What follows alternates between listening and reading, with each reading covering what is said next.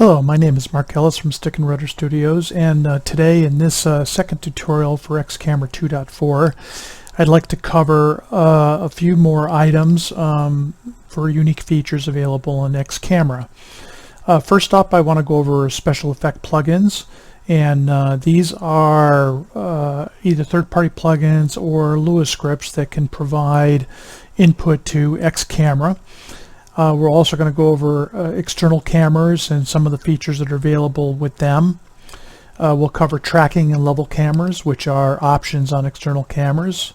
We'll also take a look at the new circle view and how you can integrate the Scenic Flyer plugin to an external camera to give you a six-pack or kind of a glass cockpit widget, which you can see while you're actually have an external view on the plane and still trying to fly it. So without further ado, why don't we get right into X-Plane and take a look at some of these features. Okay, so we're in X-Plane now, and we're kind of got the camera file at pretty much where we left it with tutorial 1. As you can see here, we have a cockpit camera with 4 cameras in it, and then we also have a cabin category with 2 cameras in it. So let's go back to the cockpit camera category in the pilot view. You'll notice over here that we've got this drop down called effect plugins, and let me just open it up here and take a look at them. There are 3 commercial plugins, or actually one of them's free, the other 2 are paid for plugins that can provide special effects on any camera that you put into XCamera. A common and one of the free ones is head shake, and all of these 3 special effect plugins kind of do the same thing. What they do is they take a look at the G-forces on the plane, and then what they'll do is apply some special effects to the camera based upon what's going on with those G-forces. Head shake is one that's been around the longest and has been the very first one we actually had an integration with XCamera for. So let's take a look at what head shake does. It has this ability to look at the G-forces on the plane, including things like how the engine's running, how fast it's going, is it actually in a starting mode or is it a shutdown mode, where the plane will vibrate differently based upon what's going on with the engine. It can do things like monitor your touchdown rate. So if you have a relatively hard touchdown, it'll shake the plane a little bit more, give you a bit of a bounce effect if you touch down hard. And it's got a bunch of effects like that it can do. Now, if you're in a pilot view like this where you're flying along, you might want those special effects. They really add to the immersion. But in some cases, you may be trying to get a close-up view, say as an example of either your six-pack view, or maybe you're actually trying to interact with the with the GPS or the radios. The last thing you want to have happening is the whole cockpit shaking around while you're trying to manipulate things with the mouse or the or whatever. So what XCamera can do is you can turn these effects on or off based upon a particular camera.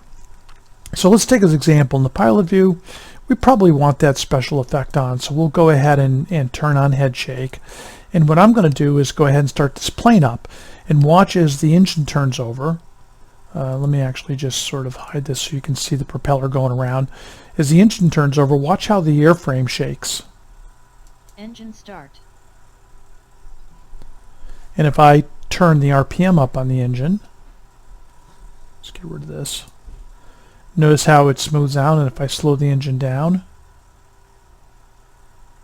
it'll start to vibrate more. And if I shut the engine off, engine stop. You can see how it shook based upon what was going on with the engine. And it will do things like that for like your touchdowns, and if you hit wind turbulence, there's all kinds of things that head shake and these other plugins are capable of doing.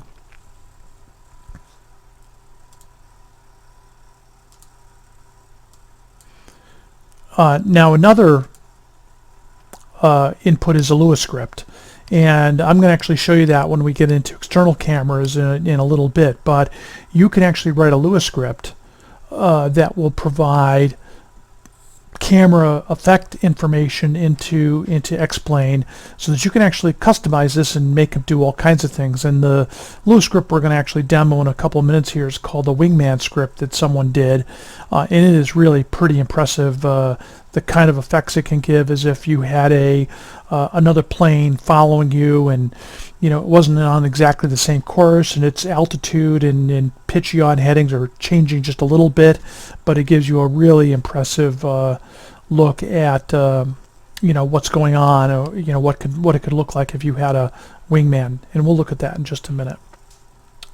Okay, so that's special effect plugins. Now let's take a look at external cameras. Why do we need external cameras? Well, to begin with, an external camera actually operates in a different view mode of X-Plane. It uses the free camera view. And the reason why we need to do this is if you try to just take an internal camera, like a 3D cockpit camera, and place it outside the cockpit, you can do that. But what happens is you don't get the same sound effects. X-Plane is aware of the different view modes, whether it's a 3D cockpit or a external spot view or free camera. It'll actually render different sounds, just as you might expect. If you're outside the cabin, the engine's going to sound louder, versus what it might sound like if you're inside the cabin. Also, some aircraft the fuselage won't render properly if it's a 3D cockpit camera that you just sort of shoved outside the plane. And flight factors is a typical one where the fuselage won't render properly if it doesn't have the right view type. So X camera does give you the ability to mark a camera's external, and it will operate it in this different X-Plane view mode. There are also a number of special features that we've got, like tracking cameras and different types of camera effects that only work okay with an external camera, and we'll go over some of those when we get to them in just a minute.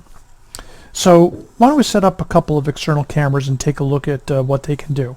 So the first thing I'm going to do is, you don't have to do this, but I tend to like to have my external cameras in a separate category, just so that they, it's a little bit easier to organize them like this. So I'm going to come up and I'm going to right click, and I'm going to add a new category. Added camera 1 to category 3. I'm going to rename that category to external.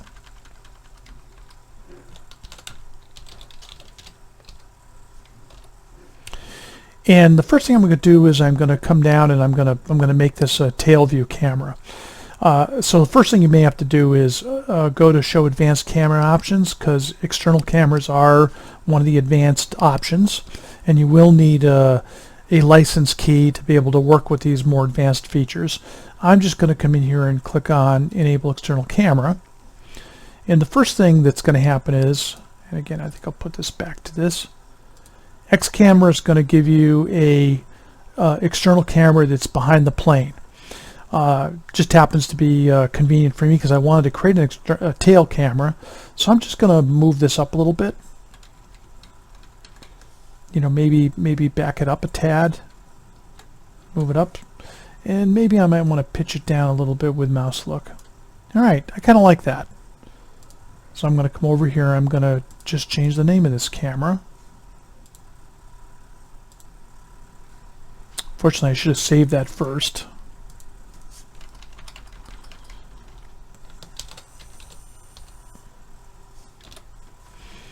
Let me put it back to where I had it.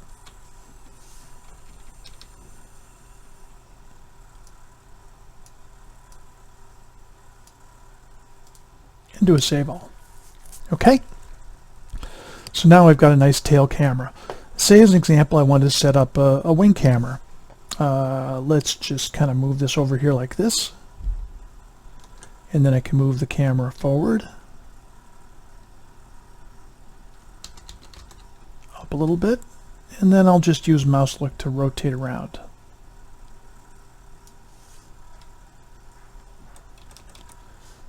And maybe I want this one down a little bit so it looks like that. Alright, there's my right wing camera. And we'll just come up and we'll do a add to end. Added camera 2 to category external.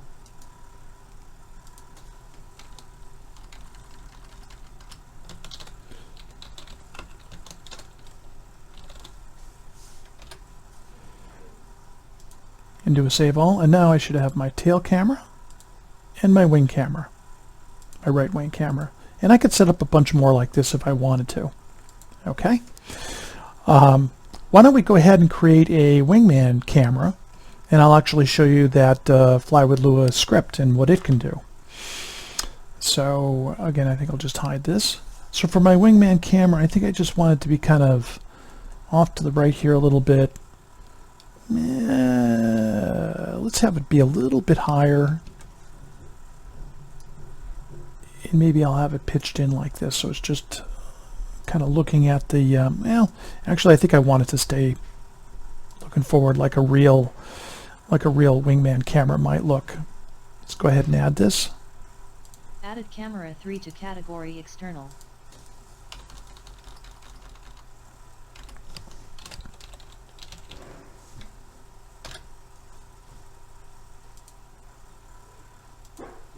Save that. Got my tail, got my right wing, got my wingman. You know what? I think I want my wingman to be up here like this. Tail, wingman, right wing. Looks good. Okay. So, Lua scripts.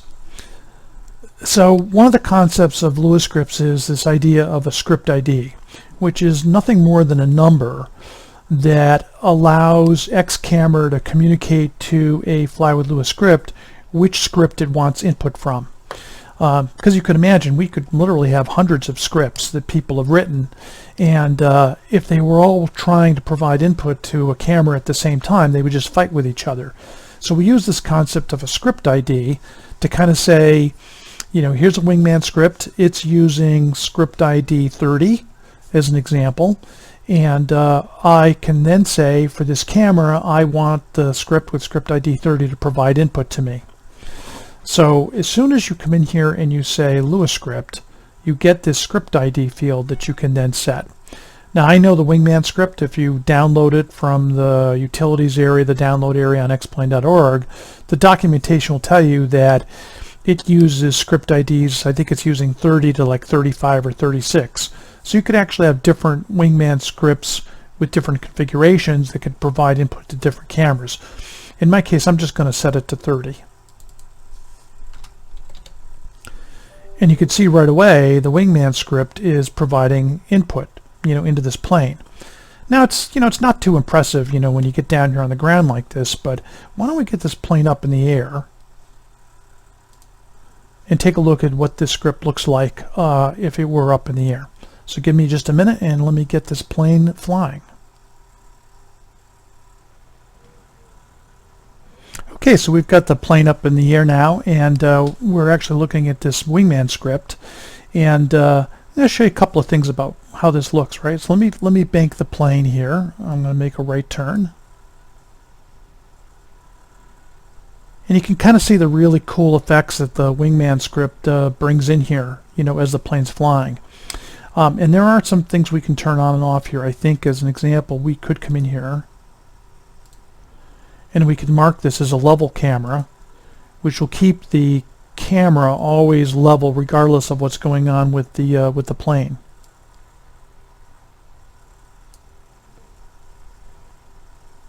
You can sort of see what that effects looks like. And this Wingman script's really pretty impressive. It actually has a whole set of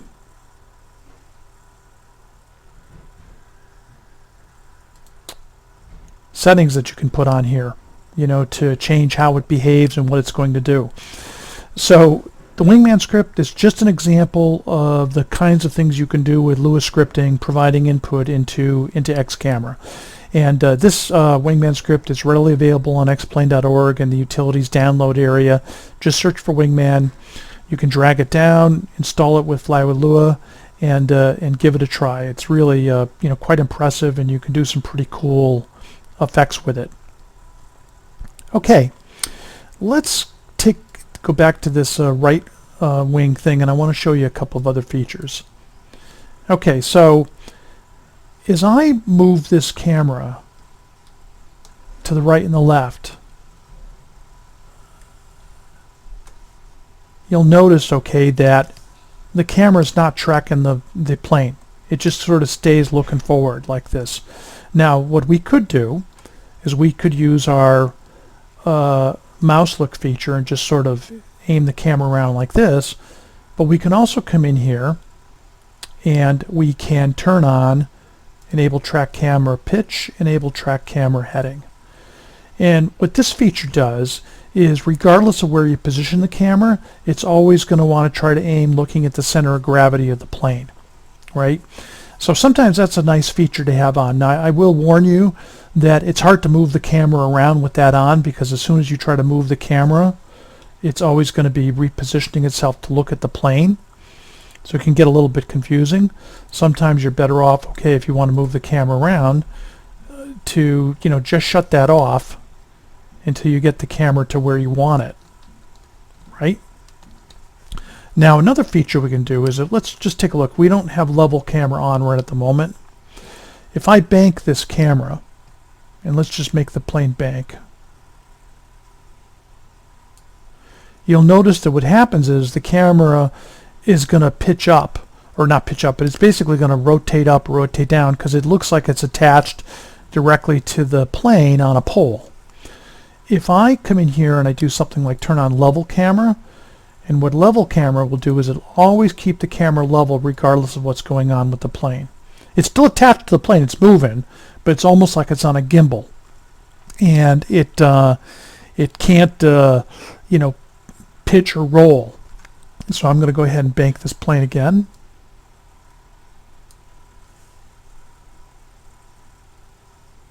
And notice how the camera stays level.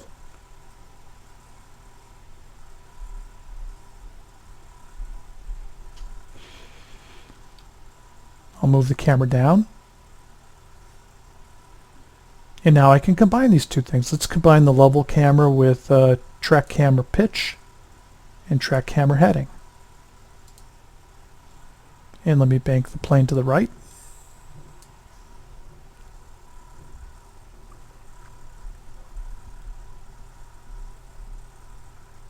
So I think you get a sense of all the cool features that you can you know, that you can play with in here. And these are the most common ones: is level camera, track camera pitch, track camera heading. They're pretty common things, okay, that you would want to use. Okay, we've also got something like an X-Plane 9 chase view. Let's turn that on and see what that looks like. That's very similar to the tail camera, but it presets you know, the view to what the older X-Plane 9 chase view, you know, used to look like. Let's go back and restore our camera file, get it back to where it was, and let's take a look at another camera type that we can make. So we got our wingman, we got our tail. What I'm going to do now is I'm going to create a circle view camera. And we're just going to come in here and we're going to create a new camera. Added camera 4 to category external.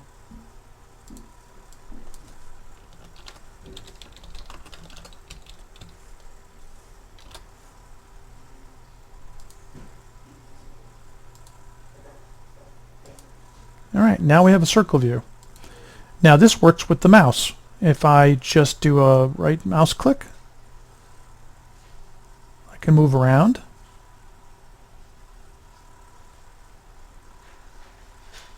The other thing to do is I can use the scroll wheel to move the camera in and out. This also works with the arrow keys and the dot and the comma key to move in and move out.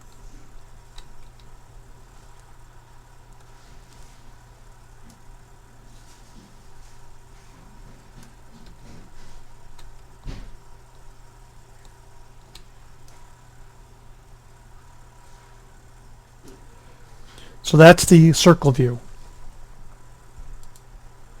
Let's go back to our tail camera. And let's say, as an example, we're flying around here, and I'd like to fly like this, but I need some instruments. So there's a plugin called Scenic Flyer, and what it'll do is it'll give you the ability to show either a little 6-pack gauge widget, instrument widget on your view, or even a glass cockpit. So if you have the Scenic Flyer plugin installed, and by the way, one way is you can tell what's installed or not installed is you can come up and try this X camera system check. And here it's showing me we have TrackIR software installed, but it's not running. We got the Scenic Flyer plugin found and it was enabled, and even saw that the Headshake plugin was found and enabled. So now that we know that we've got Scenic Flyer there, we can enable this. Actually, the control panel is already open, and we just come over here to Scenic Flyer, and what I'm going to do is pick the GA panel, and you can see that what it does, it puts a little GA panel here that I can move around, and now I can fly the plane with that. Or I could pick the glass panel and fly with that one if I want. So that kind of gives you a sense of what you can do with things like Scenic Flyer. So I think we've covered pretty much everything. We've done some of the special effects inputs.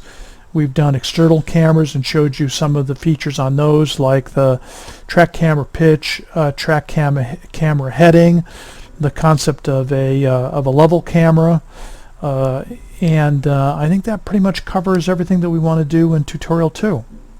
So I would recommend you play with some of these things, experiment with them, and get a sense of how they all work. Okay? And see you next in the next tutorial.